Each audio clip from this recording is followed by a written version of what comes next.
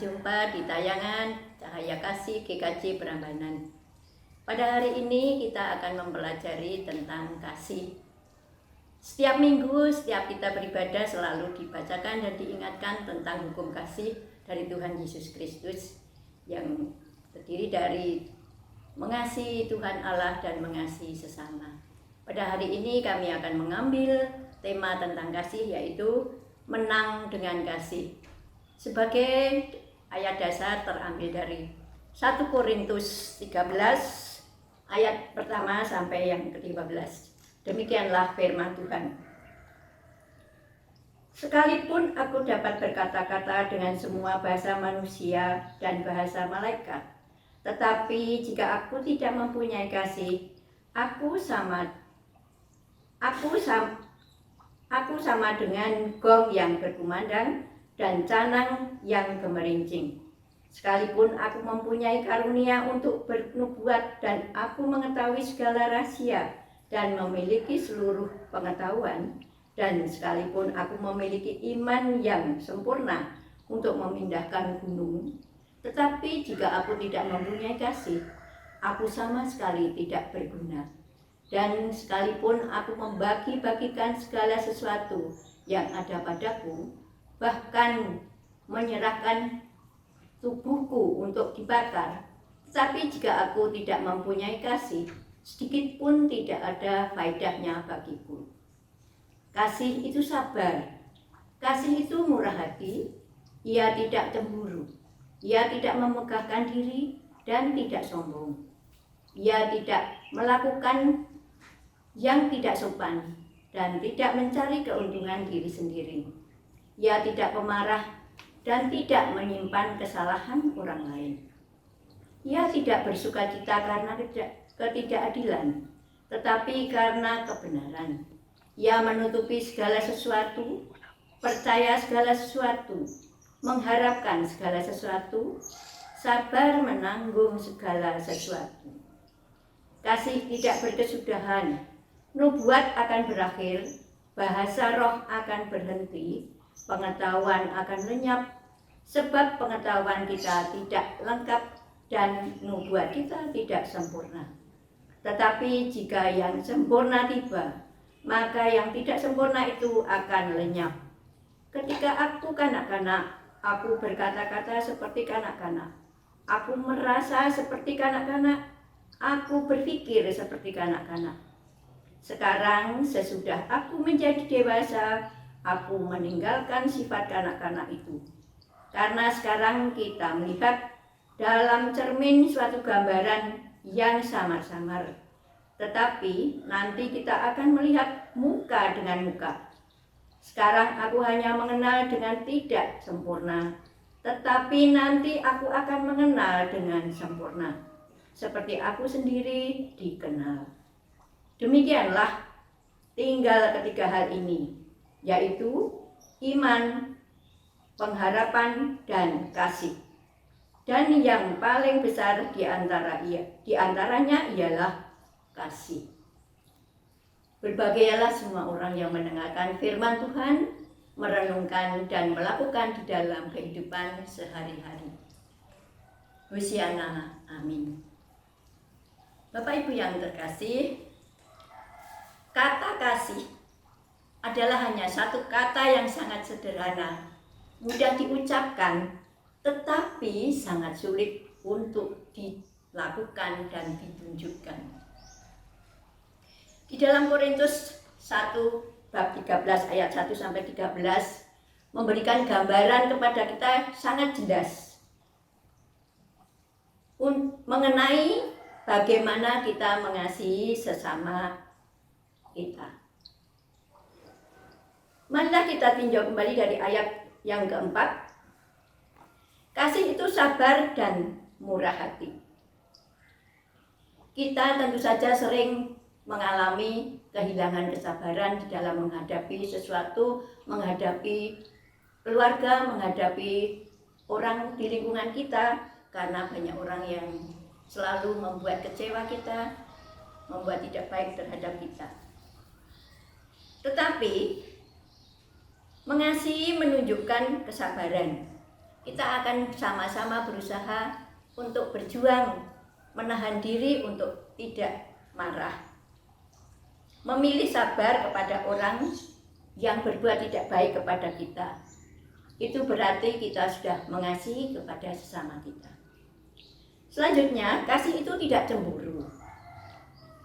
Biasanya orang yang melihat orang lain mempunyai kelebihan, orang lain mempunyai keberuntungan, bahkan orang lain mendapatkan sesuatu hal yang baru, yang melebihi dari diri kita. Biasanya di dalam hati kita sering merasa kecewa atau bahkan iri ataupun sirik. Tapi kalau kita mempunyai kasih, memilih untuk mengasihi, tentu saja kita tidak akan melakukan hal seperti itu. Kita tentu saja akan berusaha untuk ikut bersukacita dengan orang-orang yang mempunyai kelebihan, yang mengalami kesuksesan maupun mempunyai hasil yang lebih banyak dari kita, ataupun mendapat keberuntungan yang lebih baik. Selanjutnya, kasih tidak memegahkan diri dan tidak sombong. Biasanya kalau kita mendapat kesuksesan ataupun mendapat keberuntungan, bahkan mempunyai barang baru, dorongan hati atau godaan dalam hati itu sering kita ingin menunjukkan barang baru itu atau kelebihan kita kepada orang lain, seperti memamerkan. Tetapi apabila di dalam hati kita ada kasih, tentu kita tidak akan berbuat seperti itu. Kita akan menahan diri untuk memamerkan barang-barang kita yang baru ataupun kesuksesan kita, kelebihan kita yang kita capai. Selanjutnya, kasih tidak melakukan hal yang tidak sopan. Tentu Bapak Ibu atau Saudara sering mengalami jengkel. Contohnya apabila kita sedang antre untuk membeli obat ataupun untuk belanja yang antriannya panjang, sering ada dengan tiba-tiba ada seseorang yang mendahului kita di depan kita.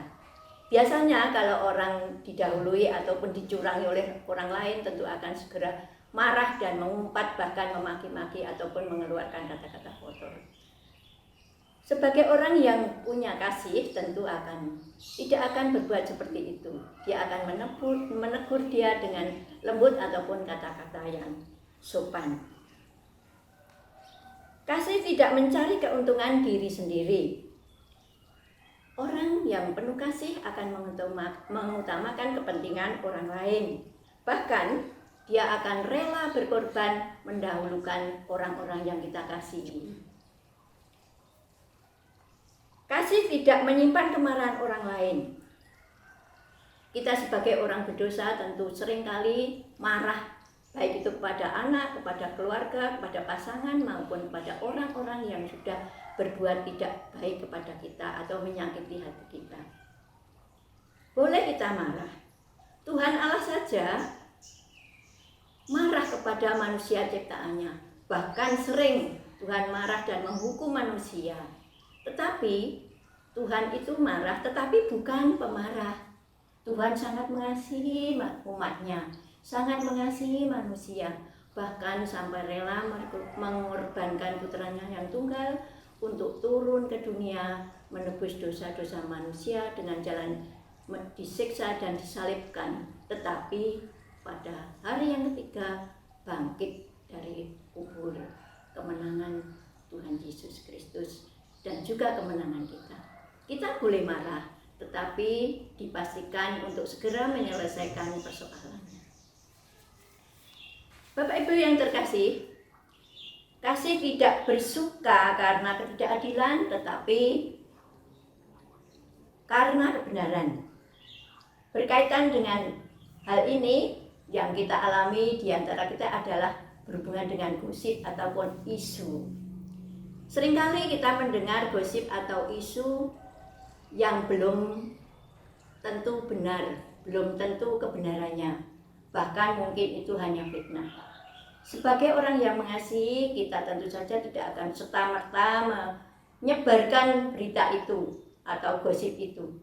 Tentu kita akan menahan diri untuk tidak menyebarkan gosip-gosip yang tidak benar itu. Sekarang banyak sekali gosip atau berita-berita yang tidak benar atau yang sering disebut hoax atau hoax.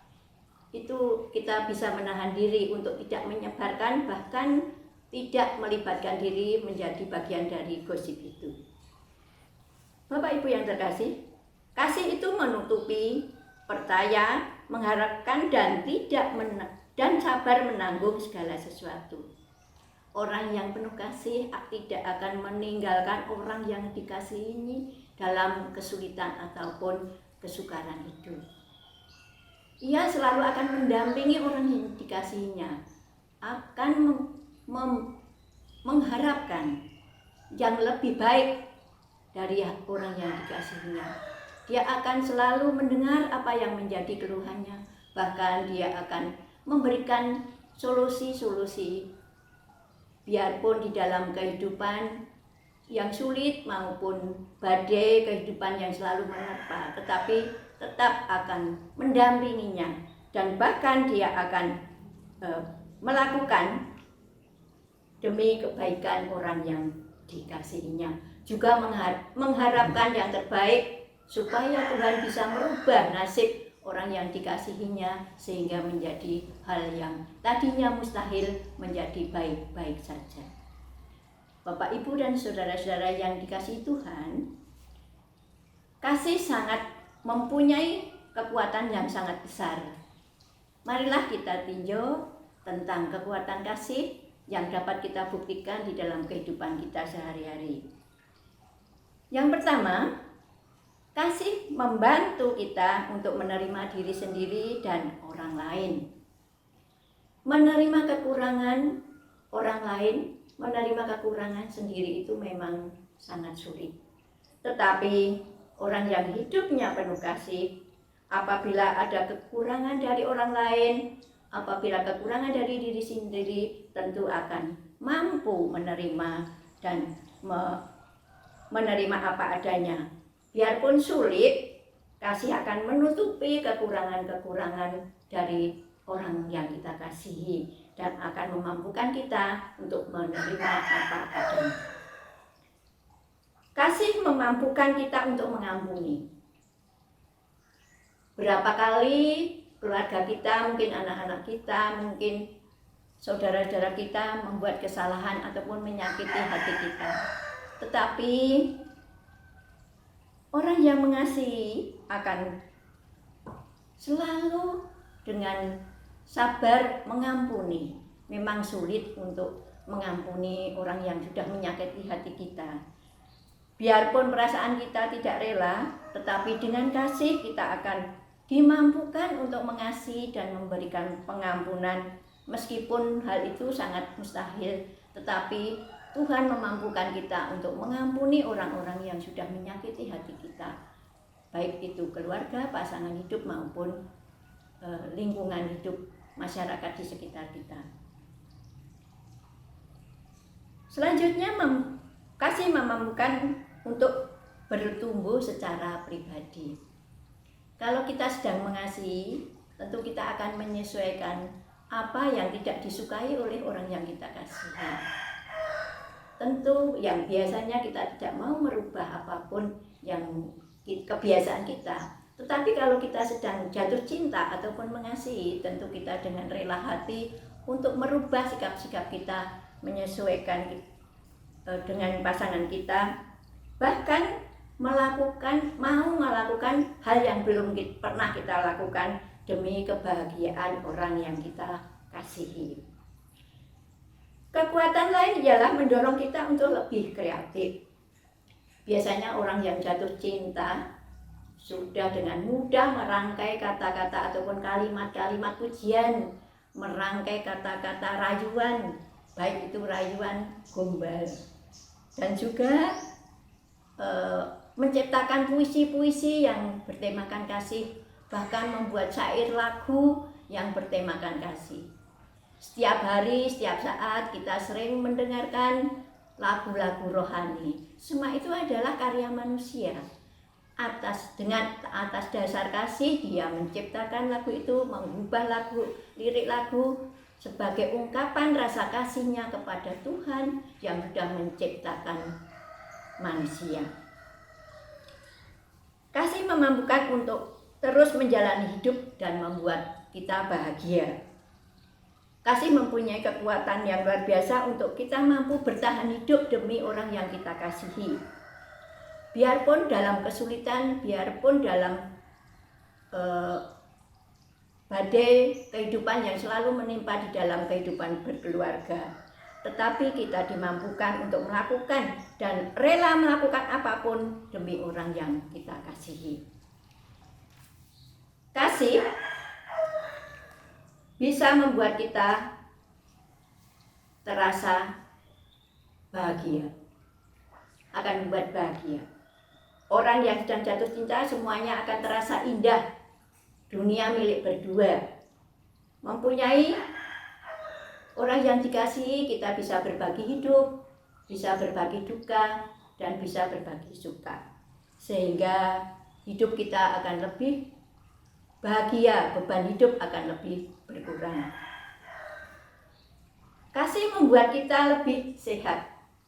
Saya pernah membaca tentang artikel yang berhubungan dengan penelitian-penelitian tentang hidup yang orang yang hidup dengan penuh kasih cenderung akan sehat. Orang yang jatuh cinta, kekebalan tubuhnya akan menjadi kuat. Ini adalah penelitian yang pernah kami baca. Dan juga kalau kita sehat, kita bahagia, hati kita menjadi gembira. Hati gembira adalah obat yang sangat manjur. Bapak Ibu yang terkasih dan dikasihi oleh Tuhan, sebelum kami mengakhiri renungan ini, izinkan kami untuk menyampaikan beberapa kata bijak yang pernah kami baca, yang kami ambil dari tokoh-tokoh dunia. Di antaranya kata bijak itu ialah, satu kata yang mampu membebaskan diri kita dari beban hidup dan derita hidup adalah kasih. Dikasihi memberikan kita kekuatan, sementara mengasihi akan memberikan kita keberanian. Kekuatan terbesar adalah menunjukkan kasih, menerima kasih, dan menjadi kasih. Bila di antara kita tidak bisa melakukan hal yang besar, tetapi kita semua bisa melakukan hal kecil, tetapi dengan kasih yang besar. Dan yang terakhir, kasih adalah satu-satunya kekuatan yang bisa merubah musuh menjadi teman. Selamat bersiap untuk memerangi pergumulan hidup dan menang dengan kasih. Tuhan memberkati. Amin. Marilah kita berdoa. Tuhan, Allah Bapa yang bertata di dalam kerajaan surga yang mulia, sumber kekuatanku. Terima kasih ya Bapa atas kasih yang entah telah Kau limpahkan dalam kehidupan kami. Betapa besar kasih-Mu ya Tuhan. Kau telah hadir di tengah-tengah kami. Tuhan telah mengajari kami untuk menerima firman-Mu dan mampukan kami untuk mengerti apa yang menjadi kehendak-Mu. Ajari kami untuk selalu setia dan selalu mengasihi-Mu. Mampukan kami untuk dapat saling mengasihi, untuk dapat saling mengampuni. Mampukanlah kami untuk dapat menunjukkan kasih, menerima kasih, dan menjadi kasih. Ajari kami untuk selalu setia melakukan apa yang menjadi kehendak-Mu. Kami serahkan kehidupan kami untuk selalu setia, siap memerangi pergumulan hidup yang kami hadapi, dan Engkau mampukan menang dengan kasih. Ampunilah segala dosa dan kesalahan kami. Hanya di dalam dan oleh karena Tuhan Yesus Kristus, kami berdoa dan mengucap syukur. Terima kasih ya Bapa. Amin.